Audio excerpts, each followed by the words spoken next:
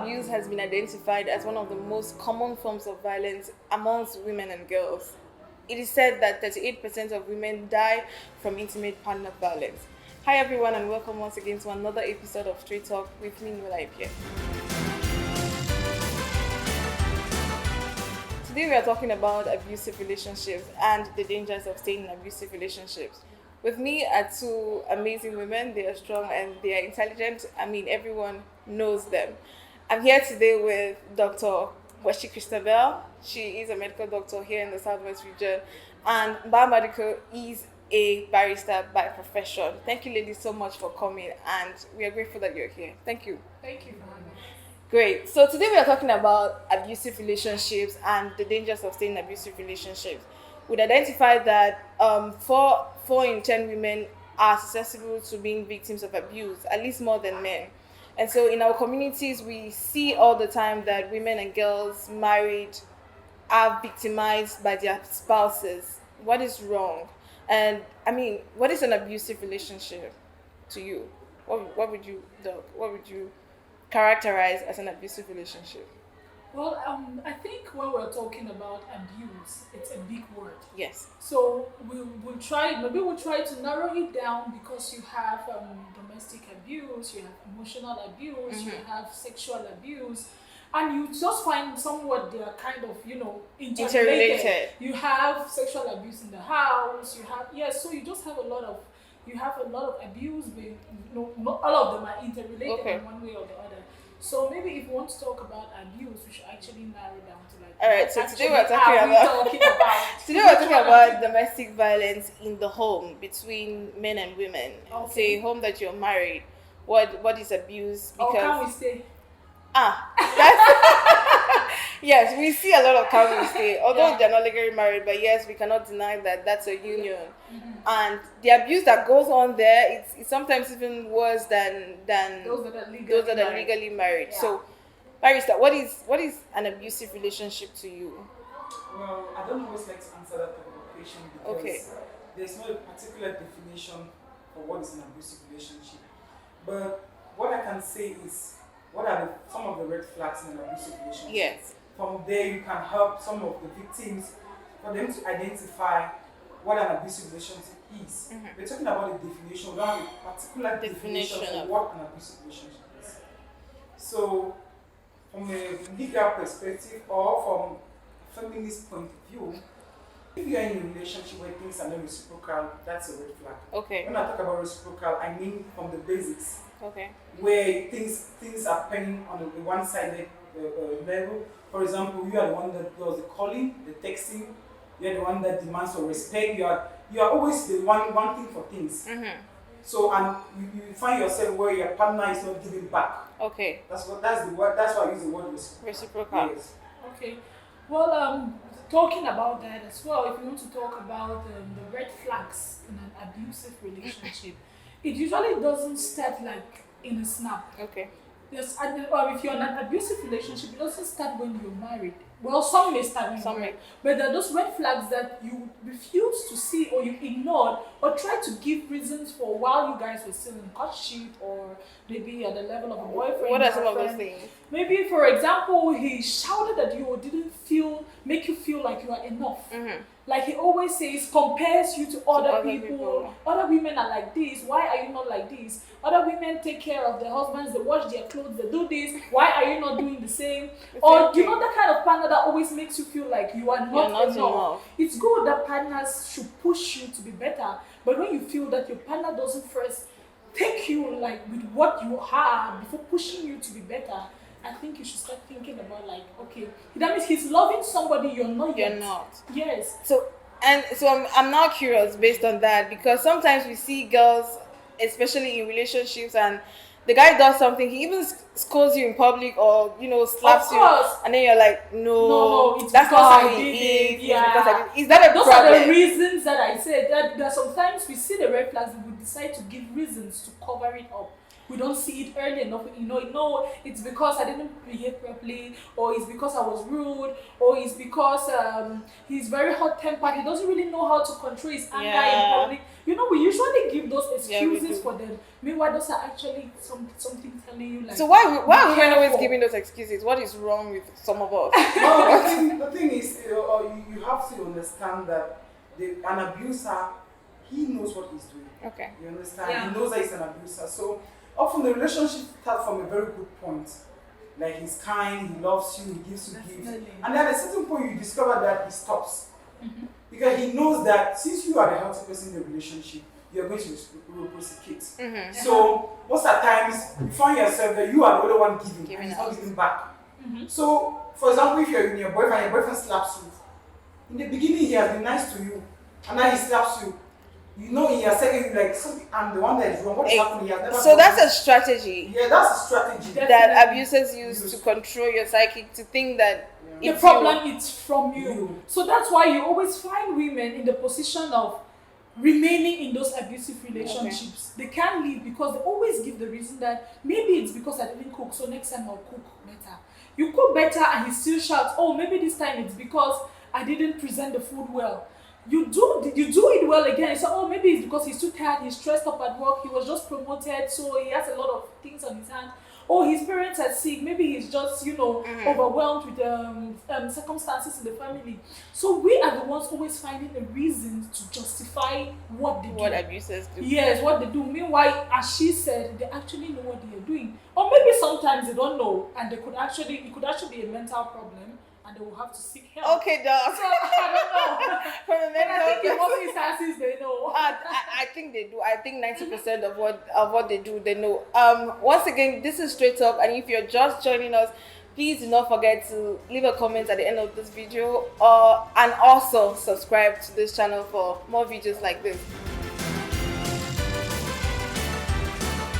Now, we are talking about how abuse usually occurs from when they start acting nice, and then you think, oh, this is my missing rib, and this is this is it. I couldn't have found someone better. And then it moves to a stage where he starts scolding, or everything that you do is a problem. Now I'm looking at all of that from when he's nice to when he eventually happens to asking the question, how do we have a system that accommodates abusers? Because it doesn't exist in space. Yeah. We see women who grow up feeling that they're not enough, or who feel that I have to get married to be enough. Yeah. Now they're in a system that makes them think that because you're a woman and you're not enough, you need a man to help you.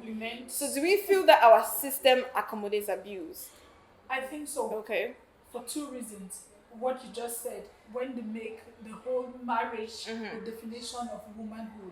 So, like Auntie Amanda will also say it, they raise girls to aspire to be married. But we raise boys to aspire to be successful and everything, which should not be the case, which I think is actually taking a whole different dimension. Right. And then secondly, the society has not created a safe space for those who are abused to actually come out of those relationships. Of course, we go on social media, oh, if you're in an abusive relationship, leave. Why are you still there? What are you still doing there? Oh, we tell them, oh, yes. Even it also happens in the case of rape.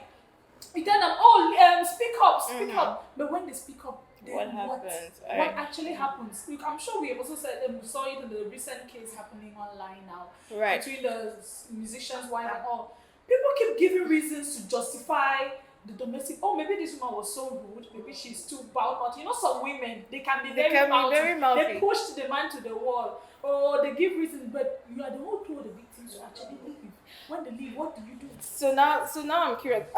Kelly, you're you're an advocate, and everyone on social media knows you for issues like this. Do you feel that the system is part of the problem? That's the reason that we are here today? Yeah. That the inequality that we see today is, part of the abuse is because of inequality. Yeah, I think that why women are suffering in our society is because of the system. Okay. When I talk about the system, I'm talking about our traditional system, our executive system as a holistic approach. Yes. Yeah. Because when you talk about system, culture too is part of the system. Definitely. So, first of all, when you look about African culture, men have been socialized to be superior, to the female gender, or to be superior to the female sex. So you find yourself in a situation where from birth or from childhood, a child or a mother will tell a child, look, you are a man, you are supposed to dominate, you are supposed to do this, you are supposed to do that. So and then you train a woman to be those side. All those characteristics and all those characteristics, it affects the child when the child grows up. For example, if you tell a guy that he's supposed to shout or he's not supposed to cry, what are you trying to tell that child? You're trying to tell him a man is supposed to be hard, he's supposed to be strong. And when a man is supposed to be hard in all domains, meaning that he's supposed to be hard even on a woman. Yes. And when you tell a woman she's supposed to be docile, she's supposed to be submissive, you are trying to tell her that even in situations where she's not supposed to be hard, she has to be submissive or docile. Yeah. For example, that's what we see around our society now, or around social media and everything. You see a woman, she's been abused, she cannot speak out, she cannot talk. Why? Because of that socialization, that childhood upbringing that she has been trained to accommodate, to assume, to absorb. And there's another line. All marriages have problems. Is it only yours? Yes. That's the line. All marriages have problems. Why is it only yours? That you mothers will even tell us, do you know what I went through? So imagine that thing. The fact that all of us have marriages, it makes you that, okay, maybe this is my own cross to carry. Maybe it's just okay. And you will be so surprised. There are women who come to the hospital that have been physically abused, and it even goes to a financial point that she can't afford because she has been staying in that situation because she considers it like some kind of a financial. Right. I mean, which brings me to the question. Some people believe that there is a particular group of women who are more susceptible to violence, maybe uneducated, maybe poor, maybe people without a family. Is that right? Because today we are seeing educated, independent, strong, all the powerful women, as we might call them, being survivors or victims of violence. What is wrong? I think that you just need to be healthy. All right. When you're a healthy person, when I talk about healthy, I mean like you have your standard, you have your principle, you're well brought up, you know to respect people and be a victim. Because most of the times the abuser knows that you're someone that can give back. You understand? He doesn't attack any type of person. So when you're a healthy person, it doesn't matter if you're educated, you're rich, you're poor, or you're whatever. Your standard at that time, it doesn't count, it doesn't matter. I don't think there is any particular person or a group of people, of women that are susceptible to domestic violence. But I think there's some kind of a predisposition because I think for what you call strong, independent women, you have those women that have attained a level of being happy with themselves. Yes. So when they get to share, and they're happy with their space, when they get to a point where they accept to share that space with somebody, all their defenses are down. Like before they actually welcome you and you have actually had you've actually succeeded in like getting them to love you and accept you into their independent life, it means that you must have actually gotten that soft part of them. So when they're in that relationship with you, I can say they're vulnerable. Okay. They're helpless because what they actually use as their strength, you have actually brought them down. It's true that at that point that actually attain some form of comfort with themselves, but in that relationship now it's a bit down, so they are more vulnerable. So when you abuse them, they find it difficult to leave because they are scared that they may not get that point where they're independent again. So I think that for strong independence is because of that. But actually, generally, I don't think there's any susceptibility to domestic violence. You just need to be a woman. So Kelly, I know your experience with violence. Tell us a little bit how you were able to fight that. How hard was it for you to leave? Okay, thank you very much. Okay, first of all, I'm a survivor from an abusive relationship. It's so hard as the word hard itself. Because when you're in this relationship, your abuser has, how can I put it, there's a state of confusion. Because you find yourself where in the beginning of the relationship, things are sweet, he gives you gifts, he shows you love. Then at the end of the day, you discover that at the middle, there's lack of consistency. You understand? So there's this confusion. You are like, there's something wrong with me. Okay. You understand? I'm the person that is wrong. Because most often, when you're with this person, he keeps telling you something is wrong with you, you are overreacting, you talk too much, you don't like to let things go.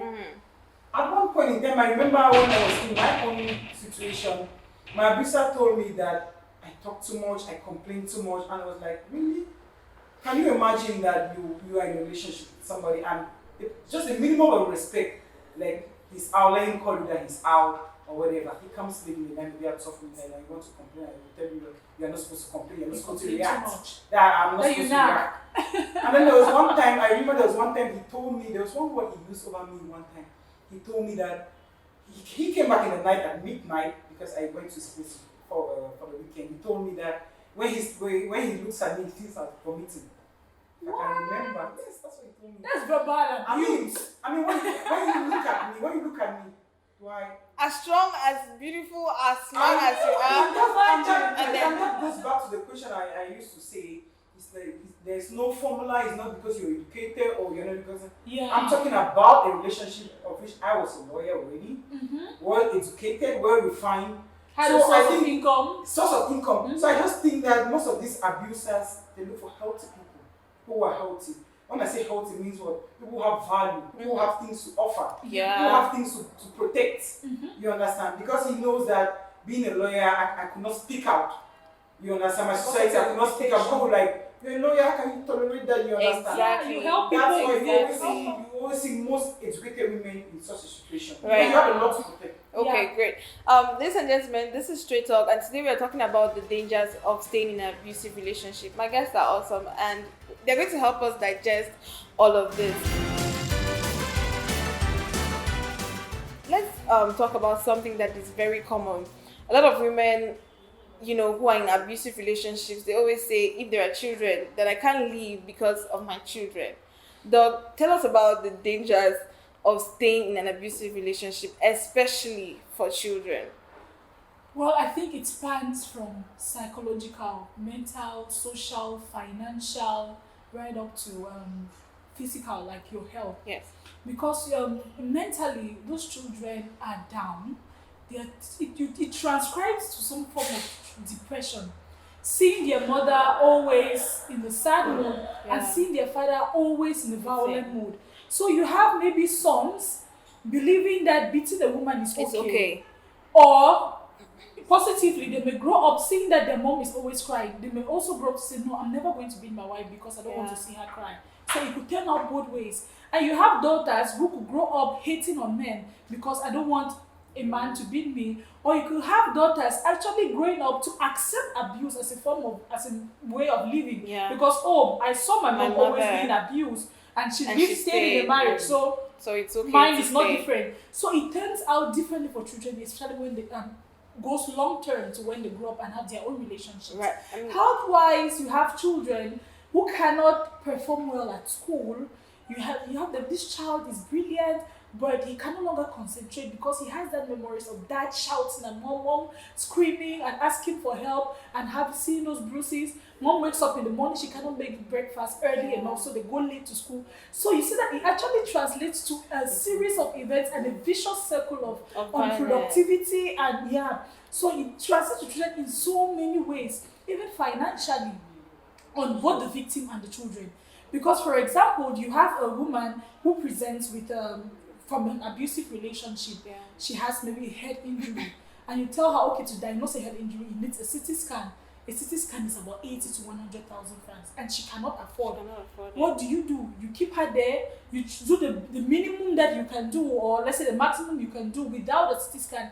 Or you tell her, okay, you need this particular test, or she needs to this, or you need to refer her to this hospital, and don't have the money. So financially, and Barrister can also tell us about the legal cost of actually following up on abusive. When you go to the court or to meet a lawyer, you need to pay registration I was going to ask you and all of that. Because a lot of time women, I can't leave if I cannot afford a lawyer. The process of divorce of all is very exhausting. Exhausting. What is it about the law that accommodates abusive relationships? Some of our laws are discriminatory. That's right. But discriminatory for? We have a lot of laws that are discriminatory.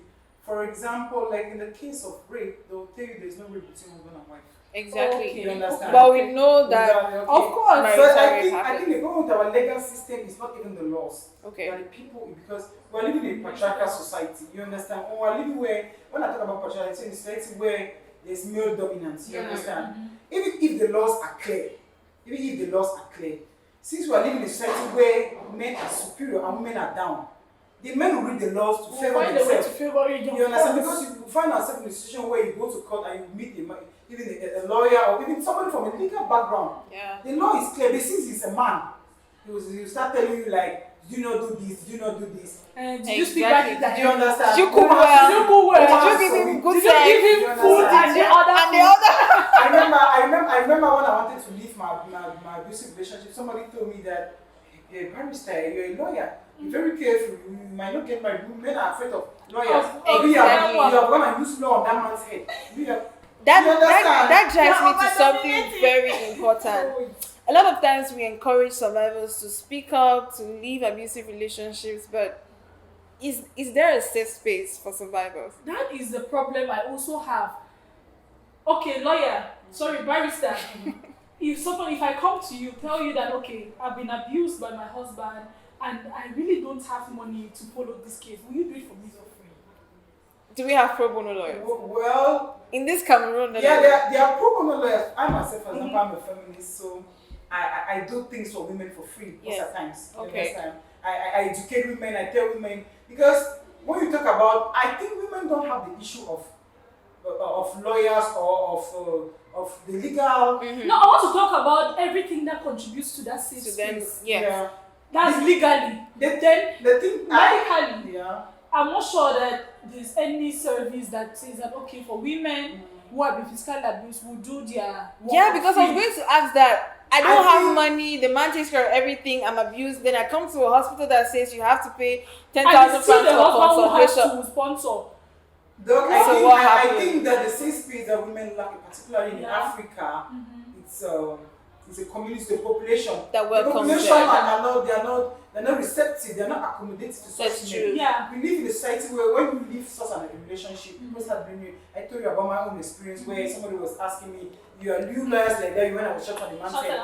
I don't know if it's because I was abused because I was a lawyer. Exactly. They just keep giving reasons for why to justify the act. Yeah, so the problem is the society. The society is not a safe space for me. Exactly. All of it contributes to that societal perception. Yeah, so society should be women, and then society. We are living in a society. That's what I was talking about with the way we are being brought up. You understand? Because we are being brought up to say that men are always right. Yeah. Men should dominate, and then a man has to talk for a man talks. And this took it down to the fact that you see yourself where. Even when there's a problem, they want to hear the point of view of a man. Of the man, you understand? You come here and say, you come and say your own. Yeah, sometimes you can say, man, what did you do? Yes. What did you do? You understand? It's true. I remember one time when I was in my own abusive relationship, my boyfriend left me in the house for about 2 days. He did not come back home. And then when I went to his friend to ask, to complain like he did not come back, his friend was like, what did you do? And you used to be Bamenda to come. What did you do? What did you do? You understand? So you see that? Just try to make it fall back on you. Understand? I could not leave. The society is not giving you reason to leave. You understand? If you leave, what will people say? Yeah. You will not get another person. But I think that we need to leave. You understand? Okay. I personally struggled to leave sometimes. It was not easy. From the help of my friends. I left. Yes, I left because of my friend. Long time. She was keeping a record. And you have to know that the abuser, you are his power supply. You understand? Yeah. He knows what he's doing. That is, you are the healthy person. He is an abuser, and abusing him is part of his pleasure. So we need that. We need people to create that safe space for survivors. Yeah. To be able to leave the abusive relationship, because sometimes you hear women say that I cannot leave. If I leave, maybe he was footing the bills. Where do I go to? Where do I get the Which money? is part of the strategy that abusers use. If you leave now, where will you go to? Because sometimes he actually breaks down your defenses and your support system, the friends that you used to have, the family. Yeah. Because some people will say that, oh, you don't have to call this person, don't call this person. And so when he breaks all of that down, in the abuse, he then makes you think that that's all. Where would you go to? And that's why I have a problem with men who fight women empowerment or this feminism. That's the right definition of feminism, because it seems the term has become a problem. So that's why I have a problem with men actually fight women empowerment, because I see some kind of, threats of abuse. Yeah. Like you know that when women are empowered, they can be able to take decisions for themselves. Exactly. Because a woman has the means. Yeah. She can be able to take Can it be to able court. to do that. Yes, they know that if a woman has a source of living, she can leave the relationship and be able to stand on her own. So I have a problem with men who have a problem with women being empowered, because I think you have a threat of abuse. You want to use that power of her not being economically you know that when you are, control. you know that when you're empowered, there's a problem. You're going to break that dominance. Yes. Because empowerment is not all about having money. No, it's your not. rights, You there's can speak up. consciousness, there's everything, you understand. Yeah. Men have ego. I remember one time when I struggled to leave my own abusive relationship. I left already. Time had passed. I had moved on. I had healed. And then my abuser discovered that, because another reason to leave an abusive relationship, no contact. Just forget they exist, you understand? And then my abuser discovered that he heard from somebody that I'm living my life, I'm fine, you understand? I had him planning to return back. Can you imagine how somebody is happy to see you miserable? Yeah. I heard him. Why should she be happy? I heard him saying that he's coming back, that he wants to come back until he had an arrangement plan that he's going to come back. I did not even give him the space. Exactly. You understand? That's funny. You understand? So, All right. So we don't have a lot of time. Now, I want to find out, and this is very important. How do we create safe spaces for survivors of domestic violence, for example? How can we do that? First, as she said, in the society, we should accept as victims. First, like, okay, this is what they are going through. Accept them with their circumstance before going in to investigate, like, who was wrong, or don't start making them the victim. Don't start making them the victims when they are already victims. Yeah. Don't victimize them like you are the one who was wrong. You are the reason why it happened to you. Why did it take you so long to leave? Why, whenever they decide to leave, let it start from there. Okay. Consider that this is what they are coming with. This is somebody who has been abused. She's psychologically disturbed. She's physically disturbed, and all sorts of things. Take them and try to, sort out what the consequences before going into that. Whatever would take for it to sort out, be it legal, let's start from there before going into blaming who or what. The thing is that whoever was on the wrong, somebody has been abused. Right. I think that a lot of education needs to be done, especially to the young ones, because the young ones are the men of tomorrow. Yeah. You understand? So that's true. So we need to. I'm happy that there's the Straight Talk show where we are going to sensitize a lot of young girls and young boys to speak out their story. You understand? I'm very courageous enough to sit in front of the cameras to talk about my own self. You should speak out to make other women to understand that it is not their fault that if you are in an abusive relationship, and you should not block yourself. Yeah. You understand?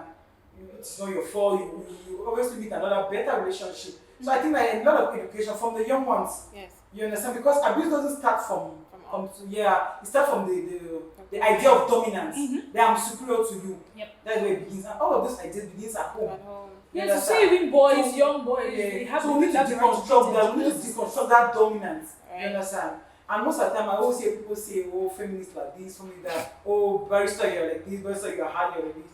And I say, whatever. If it means that I have to accept that I'm a man, because I don't want to accept conformity to what is being a woman in my own society, then fine. Then so be it. Ladies and gentlemen, that's all we had time for on this episode of the show. Remember, it's never the survivor's fault. The abuser just needs to know that you're a woman and the abuse occurs. We need to create a safe spaces for survivors of abuse to be able to thrive, to be able to find their voice again, and to just be able to lead their lives. Thank you girls so much for coming. It has been a pleasure. Thanks for having us. Until next time again on the episode, thank you so much and keep watching. Cheers. Cheers. And this juice is good.